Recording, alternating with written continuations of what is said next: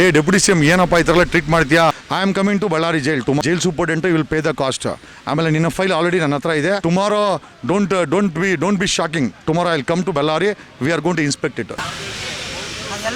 ನನಗೆ ಗೊತ್ತಿಲ್ಲ, ನನಗೆ ಐಡಿಯಾ ಇಲ್ಲ ಇದ್ರ ಬಗ್ಗೆ. ಹಾಂ, ಟಿವಿ ಕೇಳಿದ್ರು, ಟಿವಿ ಕೊಟ್ಟವ್ರೆ ರಿಪೇರಿ ಆಗಿಬಿಟ್ಟೈತೆ ಅಂತ ಮತ್ತೆ ಕೇಳಿದ್ರು, ಮತ್ತೆ ಆ ಟಿವಿ ಕೊಟ್ಟಿಲ್ಲ. ಇವಾಗ ಚೇರ್ ಕೇಳ್ತಾರೆ ಅಂದ್ರೆ ಚೇರ್ ಕೊಡ್ತಾ ಇಲ್ಲ, ಏನೋ ಮಾನದ ಹೋಗ್ತಾರೆ ಅಂತ. ಇಲ್ಲ, ನಾನು ಕೊಡಿಸ್ತೀನಿ ಬಿಡಿ. ಆ ಥರ ಏನೋ ಸಮಸ್ಯೆ ಆಗಿದೆ, ನಾವು ಕೊಡಿಸೋಣ ಬೇಕಂದ್ರೆ. ಯಾಕಂದ್ರೆ ಅಲ್ಲೂ ಸ್ಕ್ಯಾಮ್ ಆಗಿದೆ. ಅಲ್ಲಿ ಡೆಪ್ಯೂಟಿ ಸೂಪರ್ಡೆಂಟ್ ಏನಿದ್ದಾನೆ ಅವನು ಸ್ಕ್ಯಾಮಲ್ಲಿ ತಗೊಳಕೊಂಡಿದ್ದಾನೆ. ಡೆಪ್ಯೂಟಿ ಸಿ ಎಂ ಏನಪ್ಪ ಈ ಥರ ಟ್ರೀಟ್ ಮಾಡ್ತೀಯಾ? ಸ್ಯಾಂಕ್ಷನ್ಸು 300 ಕೋಟಿ ಇದೆ. ಎಲ್ಲ ಜೈಲುಗಳಿಗೂ 300 ಕೋಟಿ ಇದೆ. ಆ 300 ಕೋಟಿ ದುಡ್ಡು ತೊಗೊಂಡ್ರೆ ಚೇರ್ ಇಲ್ಲ ಅಂದರೆ ಹೆಂಗೆ ಲೆಕ್ಕಾಚಾರ? ನೀವು ಹೇಳ್ತಾ ಇರೋದೆ ಇದು ಮಾನವೀಯ ಮೌಲ್ಯಗಳ ಬರೀ ದರ್ಶನ್ಗೋಸ್ಕರ ಅಲ್ಲ. ಆ ಜೈಲನ್ನು ರೆಡಿ ಮಾಡೋಣ. ಬೇಕಾದ್ರೆ ನಾನು ಸಾಧ್ಯವಾರ ನಾಳೆ ಹೋಗ್ಬರ್ತೀನಿ ಒಂದು round Ballari Jaila?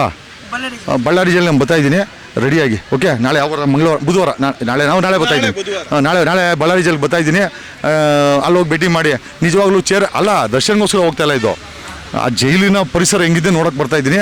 I am coming to Ballari jail tomorrow. Okay, ನನಗೆ ಗೊತ್ತಿಲ್ಲ ಈ ವಿಚಾರ. ನಿಜವಾಗ್ಲೂ ಆ ಥರ ಇದ್ದರೆ ಡೆಫಿನೆಟ್ಲಿ ಸಂಬಂಧಪಟ್ಟಂಥ jail superintendent will pay the cost. ಆಮೇಲೆ ನಿನ್ನ ಫೈಲ್ ಆಲ್ರೆಡಿ ನನ್ನ ಹತ್ರ ಇದೆ. ನಿಮ್ಮ 6 ಜನ ಟ್ರಾನ್ಸ್ಫರ್ ಮಾಡಿ ಸಸ್ಪೆಂಡ್ ಮಾಡಿದ್ರಲ್ಲ ಮೇಡಮ್ಮು, ಅವರೇ ತಂದುಕೊಟ್ಟಿದ್ದಾರೆ. ಆ ಫೈಲು ಎತ್ಕೊಂಡು ಬರ್ತಾಯಿದ್ದೀನಿ. ನಿಮ್ಮ ಮೇಡಮ್ಗೆ ಬರದೆ ಅದ್ರ ಬಗ್ಗೆ ರಿಪ್ಲೈ ಕೊಟ್ಟಿಲ್ಲ. Tomorrow don't be shocking. Tomorrow I will come to Ballari. We are going to inspect it. ನಾವು ಇನ್ಸ್ಪೆಕ್ಟ್ ಮಾಡ್ತೀನಿ ಸರ್ ಅದನ್ನು. Thank you.